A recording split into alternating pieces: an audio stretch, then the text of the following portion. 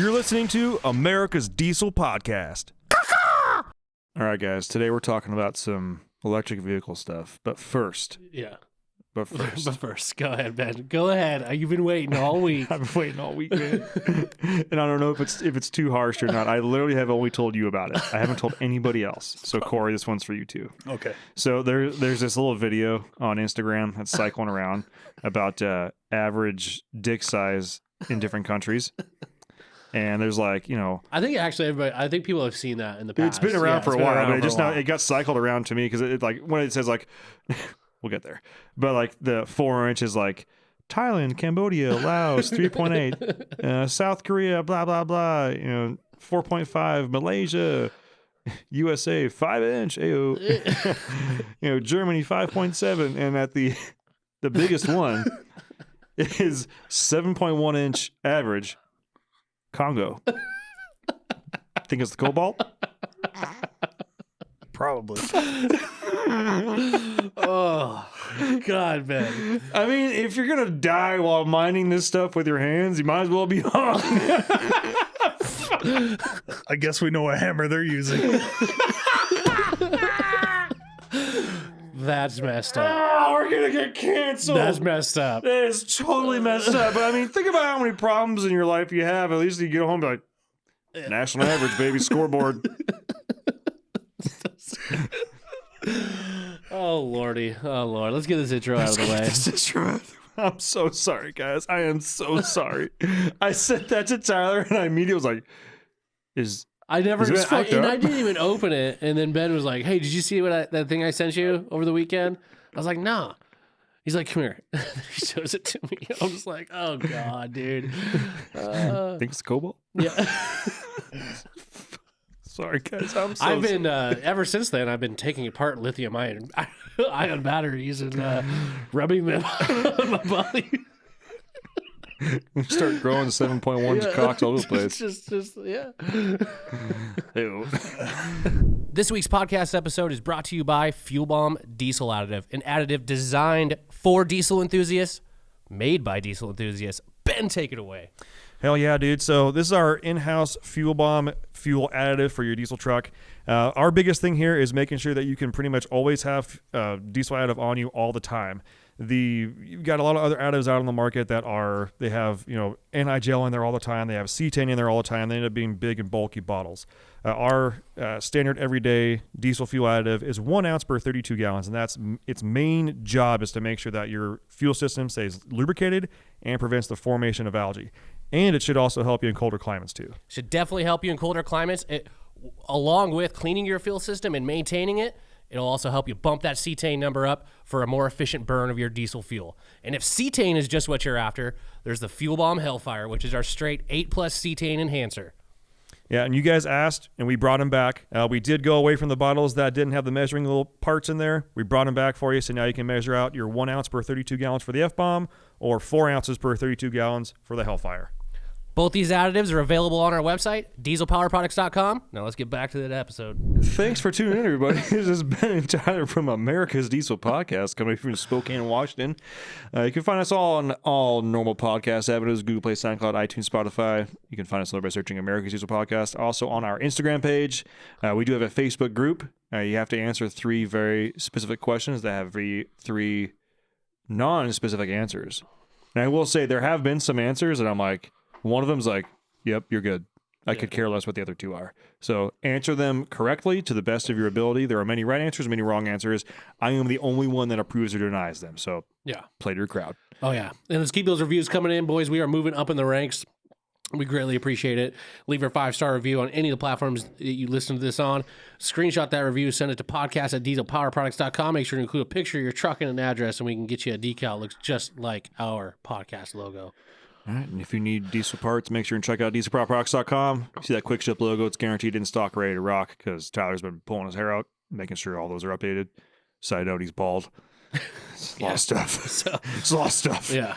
And if if you're placing an order website and you see that order notes section, write podcast in there. Lets us kind of tally them up and let the big guys know that we're down here having fun, talking about fun stuff. But also, people were placing orders because at the end of the day, money makes the world go round. If you place an order and you forgot to put that in there, don't worry. Shoot me a message, shoot me a DM, whatever you need to do. Let me know your order number, email address, whatever. I can flag it, tag it, and make sure that it counts towards the podcast. Yeah. Okay, All let's get into this episode. Yeah.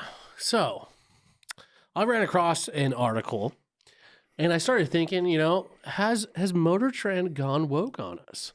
Yeah. And, because I remember back in the day, when I say back in the day, like maybe 5 to 10 years ago, Yeah. Motor Trend was showing everybody cool stuff. They were showing guys, showing mainly men, because this is, I would say, a male dominated hobby, if you will, or interest. It is. But they were showing guys hot rods. They were showing guys cool trucks. They were showing guys cool builds. They were like the magazine. You'd go to the store and you'd open up that magazine and look at like maybe the new Camaro or the new Mustang or and stuff like that. And nowadays it almost seems like they have an agenda, which I hadn't really checked out their actual pay, because they obviously we focus on diesel here for the most part. And contrary to our intro here. Yeah.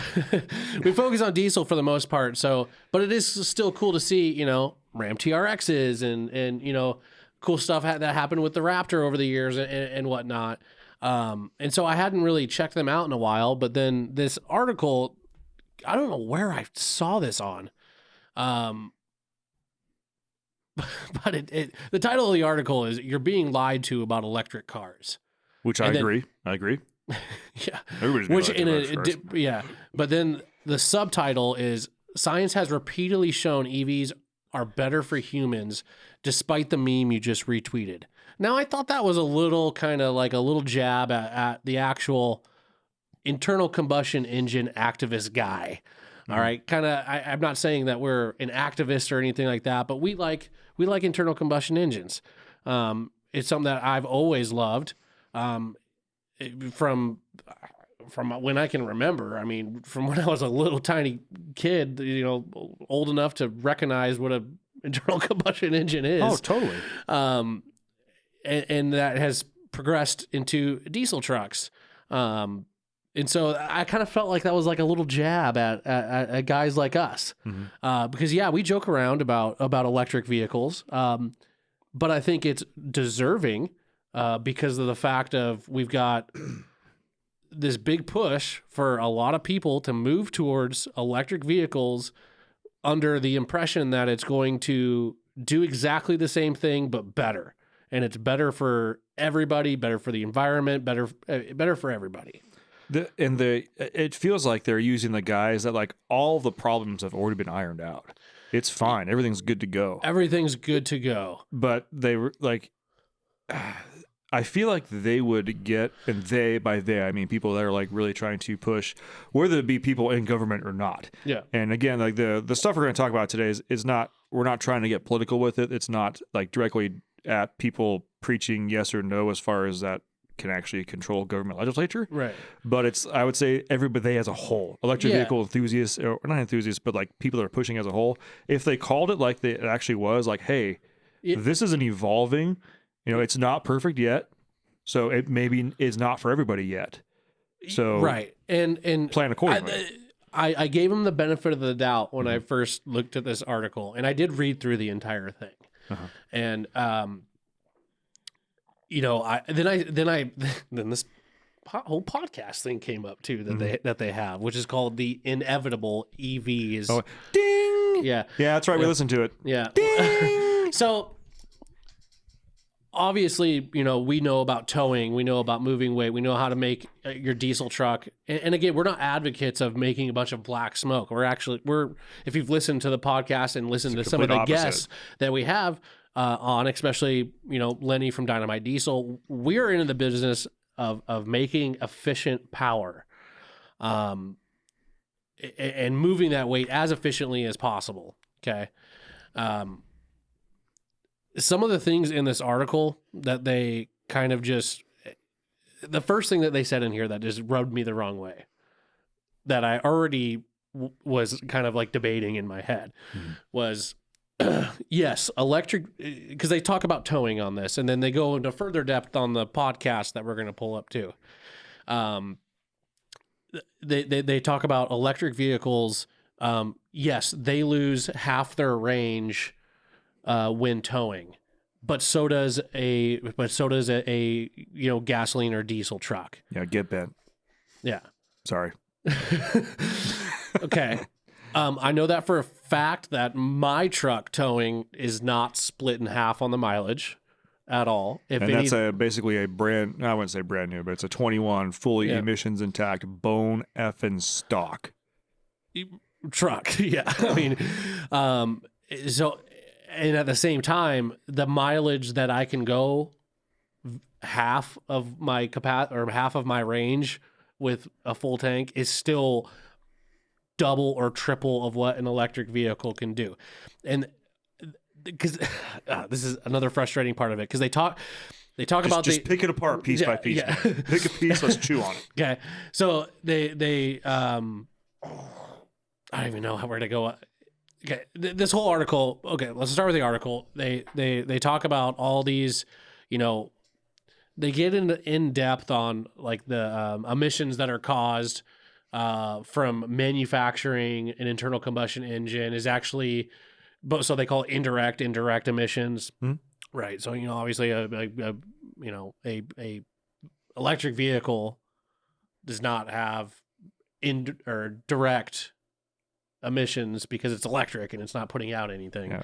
But the funny thing is, I agree with them trying to find the indirect emission stuff because that's pretty much what like diesel guys like us are trying to say. Right. Like everybody says, it's a battery. It came out of thin air and it's better. It's like, well, did you see where it came from? Yeah, and they even bring up the cobalt thing, but they kind of breeze past it like it's not a big deal, which I think it is a big deal. I mean, if you're gonna go all in on an EV for its ability to be clean, having that on your shoulder or on your back looking at you is kind of fucked up. Yeah, I mean, to be honest. I'd say it's like a 7.1 inch big deal. Yeah. I mean, imagine 7.1 inches being on your back or on your shoulder. Yeah, and not to mention, again, this is Motor Trend. They're supposed to be going after, vehicle enthusiasts.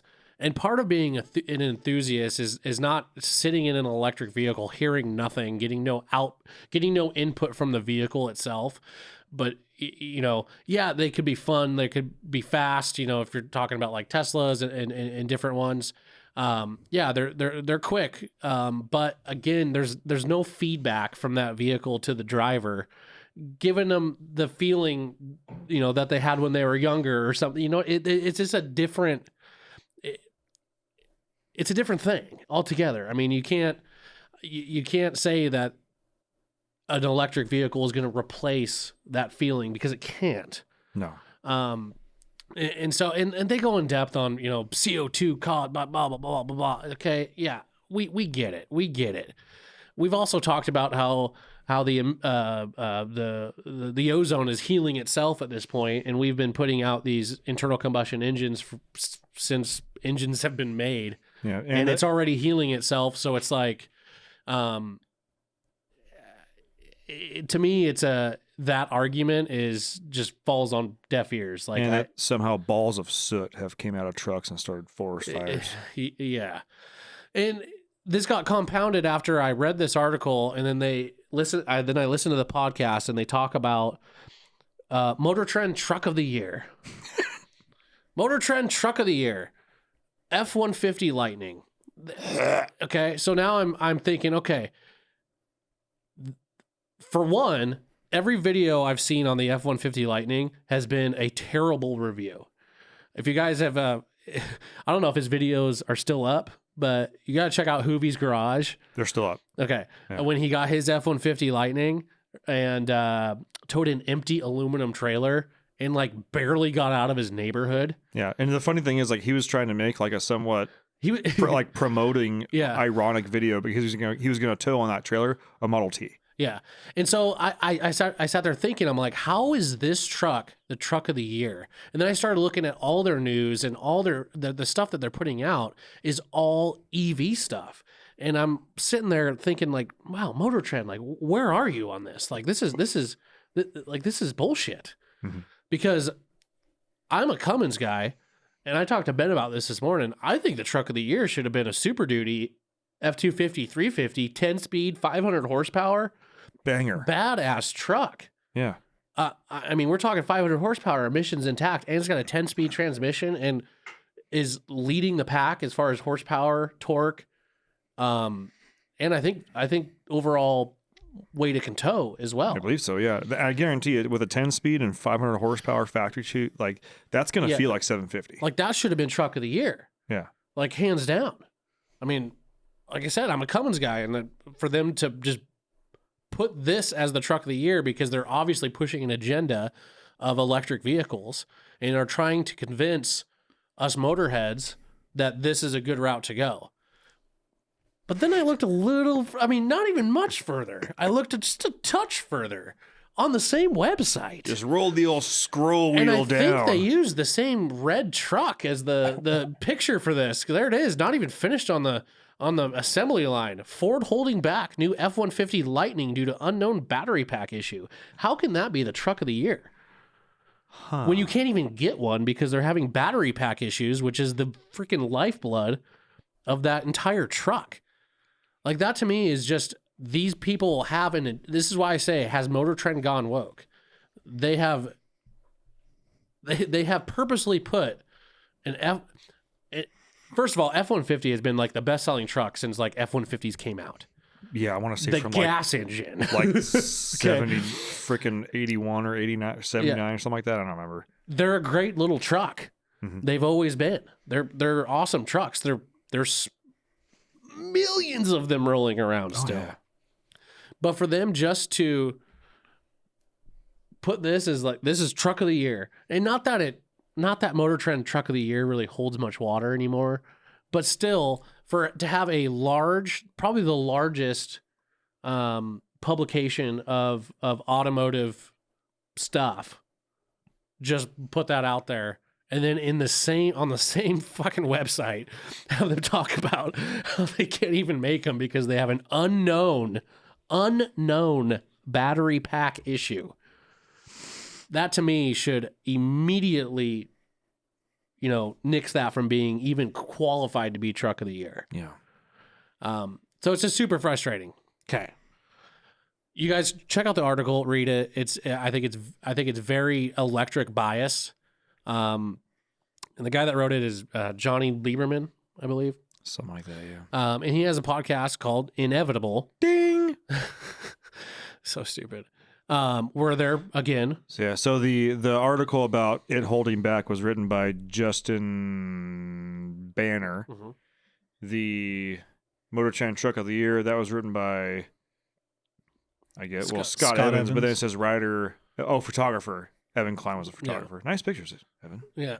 So now we move on to the podcast part of this. Yeah, and then we get okay, so You're Being Lied To About Your Electric Cars. That was written by Johnny Lieberman. Yeah. And of he the is, Inevitable Ding podcast. yeah. So I'm doing the whole fucking the episode, by latest way. one that they put out is a podcast that is headlining towing with an EV.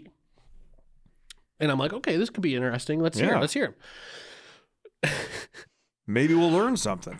Maybe Well- there's something that we don't know. You have to get past the first 25 minutes of them going over each other's credentials on how they can talk about trailers and electric vehicles and blah, blah, blah, blah, blah. Listen, you don't have to have an electronic degree to know that the shit don't work. Yeah. And it just doesn't work. Some of the things that they are talking about in this podcast, first of all, they're talking about things that aren't even out yet. And even if they were, they are going to be so incredibly expensive that it's almost unobtainable. Because they talk about mainly campers, okay? And I'm a camping enthusiast. I go a lot. Yeah. Yes. You, like for Tyler's, I'll give you Tyler's credentials right now. Go for it. It is currently on the day that this is filmed. It is the day after Valentine's Day. It's February 15th. Yeah. It's, Last year I was camping already, but Yeah, we have a lot of snow this year. it's currently 37 degrees. There's still a decent amount of snow. Tyler is already getting ready to bust a trailer out and go camping, and he'll do that all the way through, like, I don't know, Thanksgiving. Probably, on average 3 weekends a month. We typically have Thanksgiving out camping. We call it Friendsgiving, and we bring a turkey fryer out, and we'll go even past then. It just depends on the snow. So I go a lot, like every weekend. Yeah. Like, during the summer, I would say your mileage is probably 2/3 towing, 1/3 driving. Yeah, you'd be hard pressed to find me home on a weekend. Oh, 100%. Yeah, I know that. Once Friday 4 o'clock, it's like, well, yeah, I could try and find Tyler. yeah. Unless I'm with him or I can see him, he's in my arm's length. There's no way I'm getting a hold of him. Yeah. So they are talking about a new camper that is coming out from one of the most affordable camper companies out there, Airstream. Not. That's a joke. It's a joke because they are insanely expensive. We're talking even they mentioned that they're like, oh yeah, 100%. I mean, for like a 20-foot trailer, you're spending like $75,000. Yeah, that's not a big trailer. Yeah, it looks cool. It's got really Art Deco-y looking interior, really modern. Yeah, you won't catch me in one of those. Yeah, and then they call it the small one's called the Bambi. Yeah. Anyways, so they're talking Airstream is coming out with what they call like their e-trailer. Okay, so basically, I have a rant when okay, talking about trailers in a minute here. so yeah, look at the prices of these. Even the small one, how much is that Bambi? If you just go back and if you scroll down, it'll show the price. So we're on Airstream's website right Yeah. now. Travel 'Cause it shows the price under Scroll them. down ever so slightly. On the other, it's right next to where it says "View all travel trailers." There's a little bar. You can scroll. Yeah, right there. 60 grand. 60 And- sleeps 4. And that's an under 20-foot trailer. That is what is that thing, like 16 feet, if that? Good. It's a tiny little trailer, single axle. I mean, you yeah, like Where the fuck are you sleeping for? yeah, like Corey. I know you're a big dude. Like you ain't fitting in that thing, dude. No, I wouldn't even fit through the fucking door. Like it's a tiny little trailer. Yeah, 16 to 22 feet. Okay, insanely expensive. But they're coming out with an e-trailer. So the e-trailer is going to have a battery pack and it's going to have some motors. And its big claim to fame is that it's going to, whatever you lost in range with your EV truck, if you're towing an EV trailer, it'll gain it back because it's going to help you. Yeah, because not only does it regenerate, but it also propels itself. Right. It's all self-contained. Oh, and for you people that don't know how to back up a trailer, you can then use your little app or whatever, and you could back it up without even it hooked to your truck, which I think is absolutely ridiculous. If you're going to own a trailer, learn how to freaking back up your trailer. Yeah. Learn how to drive with a trailer. Because I will say, backing up, the bigger the trailer, the easier, at least for me, is to back up. Yeah. True story. I mean, backing up small trailers sucks. Even I, which I would consider myself pretty damn good at it. Even me with a small, like, look at him having towing a Tesla. Yeah, like, come on. But I would consider myself pretty decent at backing up a trailer. Small trailers, they suck. They always suck. But the price of that, if we put together, because I kept on talking about a Rivian towing one of these trailers. Mm-hmm. Okay, I looked up, or even an F-150. I looked up the price of a base model F-150 Lightning with the extended travel battery pack or whatever it was, the long range pack. Base price $85,000. Okay. Awesome. That trailer, if you do your Google searching, I've seen upwards of, close to the $200,000 for this trailer, this e-trailer. Okay, so you're $285,000 in a camping setup, right? I'm just shaking my head right now. It's like, Okay. Even with I didn't bring it with me. I should have, but okay. My truck cost, I don't know, let's say 60 grand. Okay, and I got a 3/4 ton diesel truck. I've got a 50-gallon fuel tank. The difference in price of that truck with an e-trailer versus my truck with my trailer, full disclosure, my trailer was 60 grand. It's not a cheap trailer, but it's the smallest toy hauler we could have gone with that would fit a 4-seater and still have a generator, still have all these things that I wanted. 60 grand. Okay. The difference in price of that electric setup versus my setup, I could fill my truck up 775 times. I could go almost 400,000 miles of driving with my trailer before I even reach the cost of that truck and that e-trailer.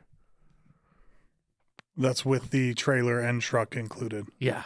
I could fill my truck up 775 times at $4.50 a gallon, which it's around here. It's kind of fluttering between $4.50 for current time is good. Yeah, I'd say that's an average. 775 times filled to the brim. Okay, let's just say I do lose half my range. I have a 50-gallon tank.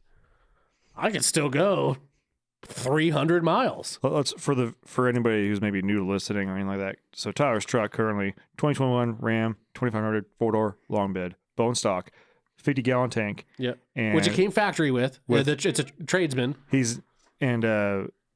Love or hate lyometers. Okay, you've heard us talk about them, and I could care less about what the actual number is, but what a lyometer is good at is telling you if something is changing. Right. I don't care if the lyometer tells you you're getting 35 miles a gallon. Yeah. If you're always getting 35 and all of a sudden you're getting 20, something has changed. Yeah. Okay. I'm not saying the numbers are correct, but it's a good indicator of like, hey, what's going on? Tyler's lyometer is sitting at what, like 21? About we'll just say 20 right now, unloaded. Yeah. And he's never reset that since he bought it. Never reset it. So that includes all of his wintertime unloaded daily driving, his summertime unloaded daily driving, but also the winter or the summertime, which is basically like 9.5 months out of the year. Yeah. Towing. And I do have 33,000 miles on the truck. Yes. So I've never reset it. And you basically put more miles on it on the weekend than you do during the week. Yeah. Yes. Yeah. So even if I lost half that, let's say I was only getting 10, which I'm not, towing a 12,000 pound trailer, I could still go double the range of a F-150, let's say. Now, I don't even believe that these are even comparable, for one, because yes, F-150s has battery issues, right? But watching other videos, I would be I bet you if you took an F-150 Lightning and hooked it up to my trailer, I bet you your range is 100 miles, if that. Especially in the winter. That doesn't get me anywhere. No. And it also doesn't get me anywhere closer to anywhere I can charge it. Yeah. So keep in mind that the guys that we're talking about there in this podcast, one of them lives up in the way, way northeast. The other two are in California. Yeah. And they do mention about charging stationing issues. That's great, okay? But you can still kind of move about your greater area and charging and stuff like that. Well, up here in the Pacific Northwest, specifically like eastern Washington, panhandle of Idaho, or sorry, stovepipe of Idaho and Montana and northeastern Oregon, there ain't shit. There really isn't. You want to go out and have the fun? You're not finding anything. There is a very large amount of people that go camping just like me. I mean, hell, in our Spokane area, we probably have 10 or 12 RV dealerships. That and they all sell a shit ton of RVs. I would say between Spokane and Coeur d'Alene, like the greater Spokane, Coeur d'Alene area, there's probably 25 to 30 RV dealerships. Oh, yeah. And keep in mind, for those of you that may be like myself, transplant from California, I'm used to, I went to San Jose State, being in San Jose. San Jose proper was right about 1 million people right in there. Okay. But then that doesn't count for Santa Clara and Campbell and everything else around there. Yeah. The greater area of Spokane, Coeur d'Alene, I'd say right now we're probably getting almost 2 million. Yeah. Almost. When I moved up here, it wasn't even 1 million when I moved up here. So we have that. And again, like on Friday basically from like 3 p.m. to 7, if you're driving somewhere, there are almost more vehicles hooked to RVs getting out of town than just driving around. Yeah. You're going to see a truck with a camper bed on it. You're going to see an SUV pulling a boat. You're going to see a rooftop tent. And they're all heading directly east or west. Like, get me the fuck out of here. Yeah, east or north. Or north, yeah. Or south too. I mean, honestly, you can go any direction and there's awesome places to go. And and you're not like in a campground. You're in like what they're boondocking. Or, you mean? First of all, yeah, sorry. I'm trying hard not to be objectively an asshole about this. The vibe that they put out is like, yeah, we go camping at my brother-in-law's driveway at the KOA in town, so we could hop in our EV and go to restaurants and check out the sights of the town. Like, nobody does that up here. Yeah. And in most, I would say from like east side of Washington to like, I don't know how far west, but pretty freaking far. I would say like into like Tennessee area, somewhere over there. Like that's probably west or east? I'm saying east side. So east side of Washington. So like Cascades to the east, all the way over to like Tennessee or something. That chunk, yeah, like that chunk of America probably do a lot of the same camping that we do. Yeah. And then you have these metropolitan areas on the coast, of course, that do, the what I would consider, like some would consider what I do glamping, because I've got like a nice trailer with like a, AC and a fridge, a TV, a generator, a fuel station. Like yes, compared to a tent camping, I'm glamping. But compared to what, like, these guys on these edges of the coast, like they just go to literally like an RV park in the middle of town, and then we'll like go see the sights of the town. That to me is more glamping than anything else. Yeah. Because you're not even getting a taste of like real outdoors. Like, I'll be honest with you, when I go camping, I'm either in my side-by-side ripping around, or I'm outside building a big ass fire, getting drunk, having fun. Like, I'm not even inside my trailer. No. I mean, the times that I am inside that trailer, like watching TV, which for one, half the places I go, you don't even have freaking service to even watch TV. Which is the best. Or it's at night when everybody's asleep or something, and we'll turn on a movie. Yeah. Or something, and then fall asleep. Like, we don't like spend time inside of our trailer. We spend time outside of the trailer, party, ride, do that kind of thing, enjoy the outdoors, and then we just enjoy life. Trust me, if I could have found a smaller toy hauler that would fit my 4-seater and sleep us comfortably, I would have got it. Okay? Well, the thing is, you tried. But also with the roof rack for the side-by-side. Like, you tried the whole, like I don't need a big footprint for a trailer. Like, I don't mind having a smaller trailer as long as I can still have my side-by-side. And you tried it. Yeah. It kind of sucked. Well, again, and I've talked about this before, when you're only dealing with a 2-day weekend, every minute, every second kind of counts. Yeah. And so when you get to a camp, like now, I don't have to unhook my trailer. I can leave my truck. I would say 98% of the time, I can leave my truck hooked up to the trailer, get the side-by-side out, go have fun, enjoy myself, and then pull it right back in. Whereas before, I'd have to disconnect my truck from the trailer, make sure the trailer is set in a good position where it's not going to move, make it nice and stable, move the truck to a position where I can get the side-by-side off the roof of my fucking truck, And hopefully it doesn't rain or snow because it's not the like funnest thing to do.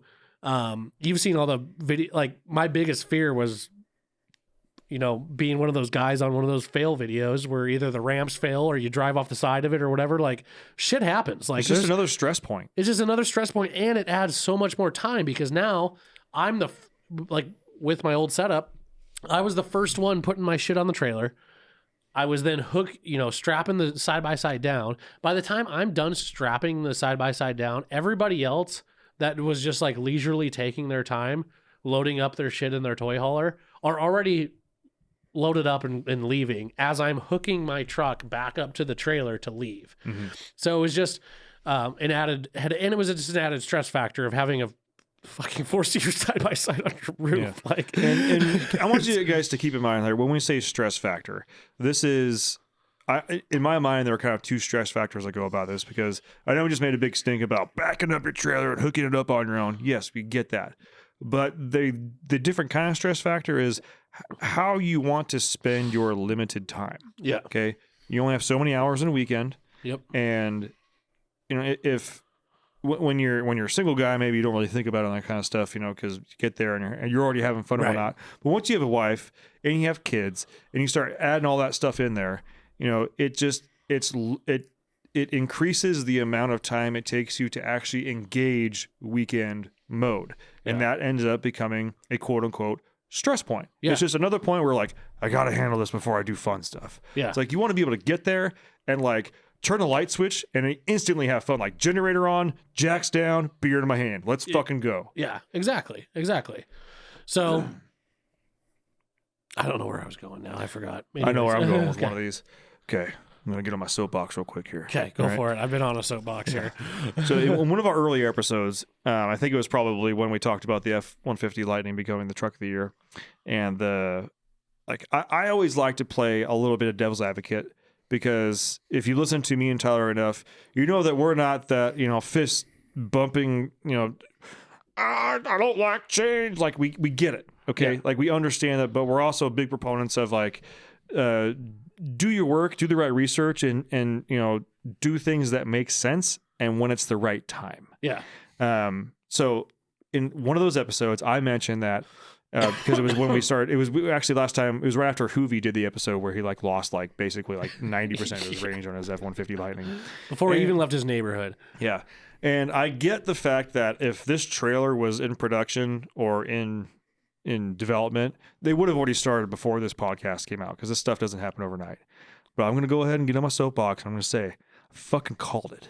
Yeah. If you're going to try and have an F-150 Lightning that you willingly produced and put out that has an absolutely fucked range for anything once it's past just commuting, there has to be something special with the trailer. And I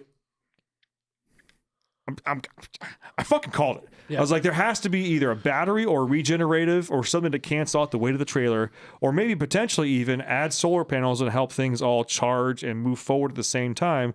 Because I could see that. But the other part there is, if they just came out from the get-go and said, hey guys, we understand, and this is, I know I keep going back and back and back and back. I get so fucking passionate about this kind of stuff. It's like, if you were just honest with the consumers, there would be so much less just either animosity or shit being talked, but kind of like guys like us, like, just eat the shit. Yeah. Give us the bad news up front. Say, hey, we do understand that, like, as of right now, our path is having an electric truck, and we want to be able to replace internal combustion engines. We know we're not there yet, but this is what we have.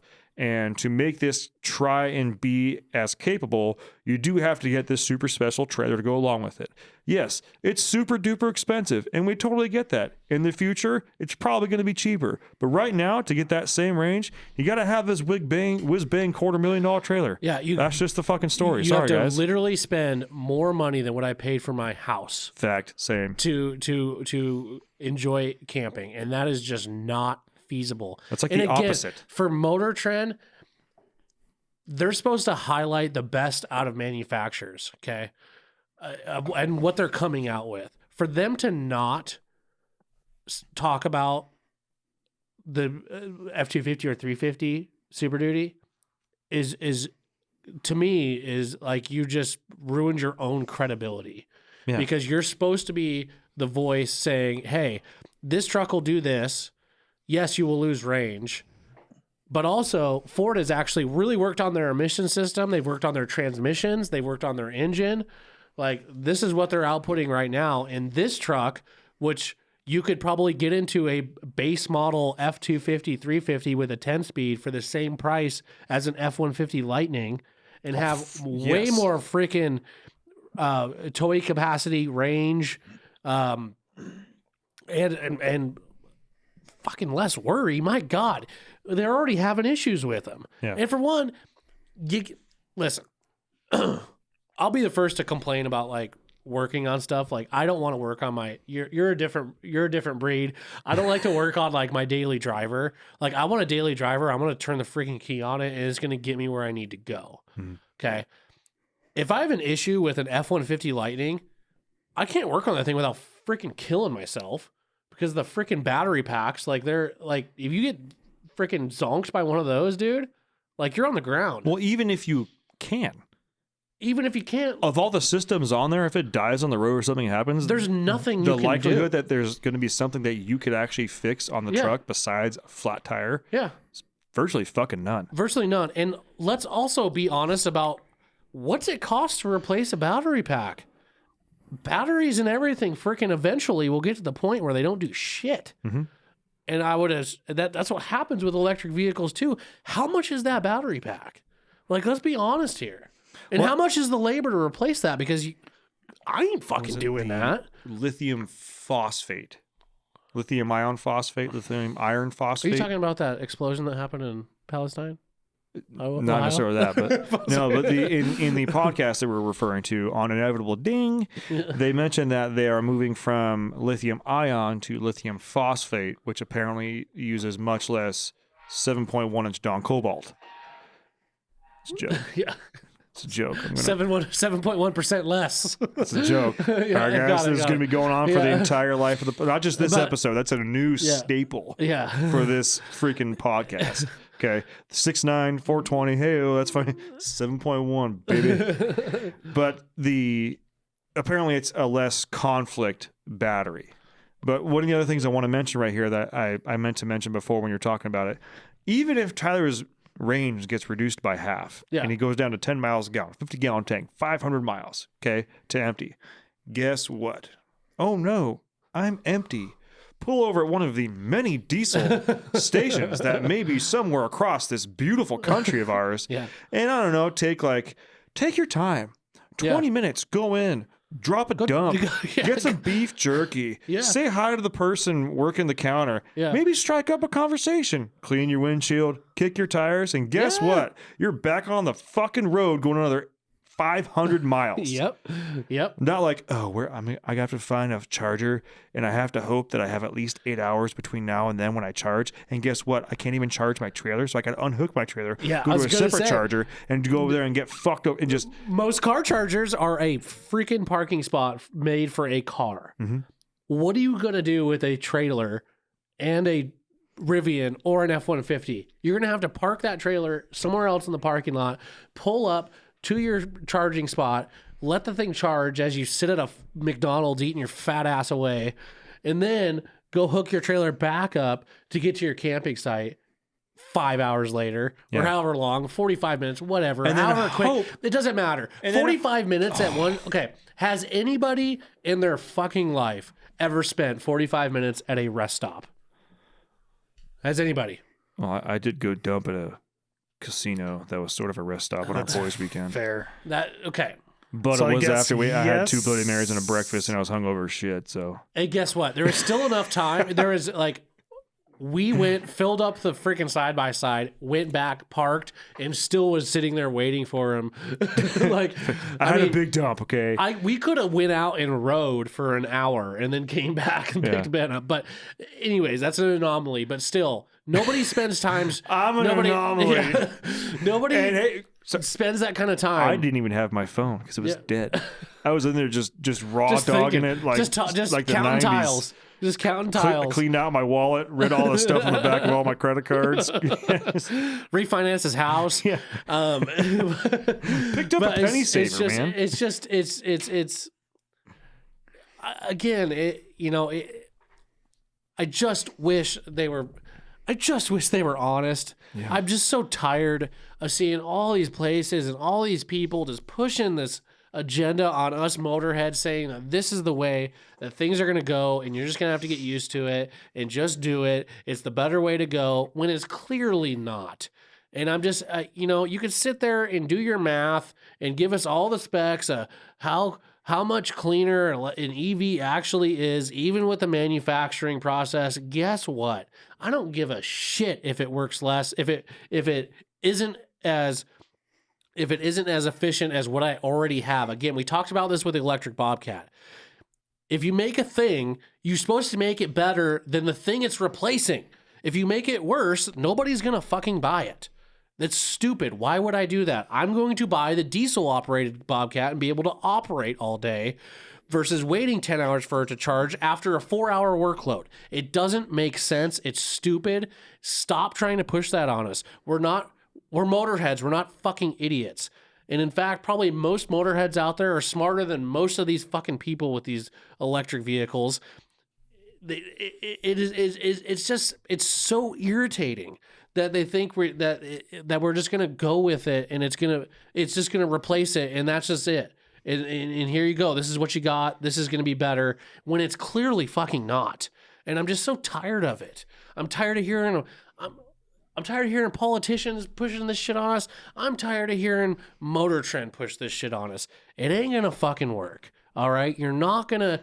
There's unless you come out with a truck that it can tow the weight that I can tow and that can go 500 miles round trip without being charged, you don't got me as a customer, and you fucking won't have me as a customer. Until that day comes, then I might consider it, and I'll still be on the fence on it, because guess what? There ain't no fucking engine noise. There ain't no feel. There ain't no nothing about it. When you start electrifying everything, you take away the connection between the person and the driver, and that's what enthusiasts like. End of story. Person in the truck. Tyler gets heated. Sometimes words don't come out the right way. He's talking about the driver in the truck. What did I say? The person and the driver. Oh, sorry. Yeah. Anyway, okay. Yes. The This is person why in the me and vehicle- Tyler are like. Yeah, he catches my. Listen, I black out, okay, and I just start talking. but you guys know what I was trying to say, okay? When you delete that connection, because there is a connection there. Mm-hmm. I can tell when something is up with my truck just by the feel of it. Mm-hmm. I can tell that there's something wrong. With an electric vehicle, you don't know. I mean, you're probably hearing a bunch of other shit too that you wouldn't even hear, because it's so freaking quiet that you don't know if is that normal? Is that okay? Like, I don't know. I can't hear anything. Well, everything says it's okay. Like, here's the other thing. I'm sure that these trucks have immense operating systems on there and huge touchscreens that'll tell you all these things that are wrong. Can you fix it? No. And you're not going to be able to take it to some podunk shop in the middle of your trip to have them fix it either. No. Because I can tell you right now, like, it's part of the reason why I am a 7.3 guy. Okay, this is and Tyler's a Cummins guy. But I know for a fact that, like, there's a lot of things that could go wrong with the engine on my truck. Yeah. And I'm almost positive, unless of catastrophic failure, I could limp the shit out of that thing for at least 100 miles. Yeah. I'll get something somewhere and get us safe. Get me and my family safe. I know that I can fix it. I know I can work on it. I know I can hot wire whatever needs to happen. And on these electric vehicles, that doesn't happen. Call me old school, call me whatever you want about that. But if these things are supposed to compete with these trucks that are supposed to get us out in the wilderness, out in the cuts, away from everybody else, then it also has to pass my test of, does it keep me and my family safe? Yeah. And you ain't gonna, especially if you guys listen to that podcast, and I first of all, have a couple beers, and then if you have literally like nothing going on during that day, like nothing, like absolutely nothing, Like I'm talking like even like nothing that your wife wants you to do. Like you the have dishwasher's nothing. unloaded, the trash has already been taken out. You already finished that honey-do list from 6 to 9 Yeah. months ago. Like you everything's have done. nothing to do.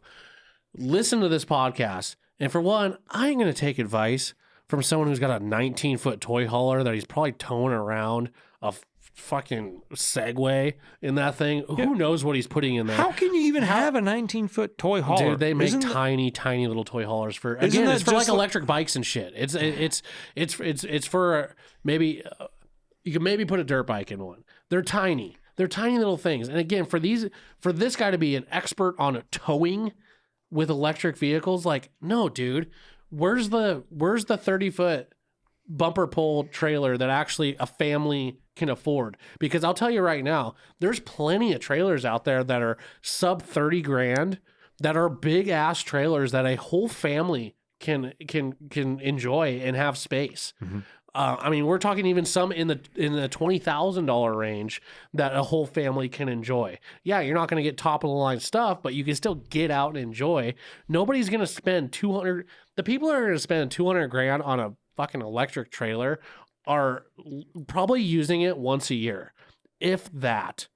God, if I had a $250,000 asset sitting and I used it once a year, fucking cheers to me, man.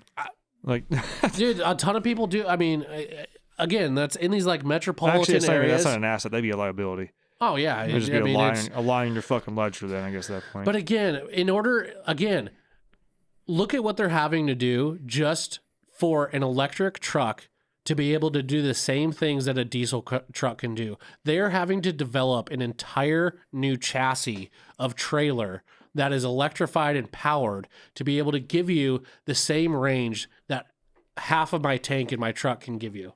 Mm. We're talking millions of dollars in engineering and building and these expensive ass trailers for you to go the same distance. I'm not even going to say the same because it's not the same. No, it's not. Because max range on an F-150 Lightning is like 300 miles, if that. Like best case scenario. There's a trip that we do that is way over that.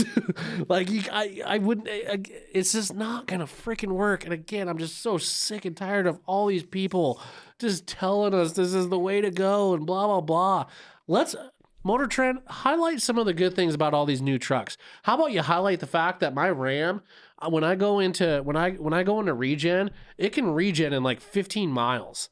That is awesome compared to what it used to be. Totally. That is a huge development over how the emission system used to be.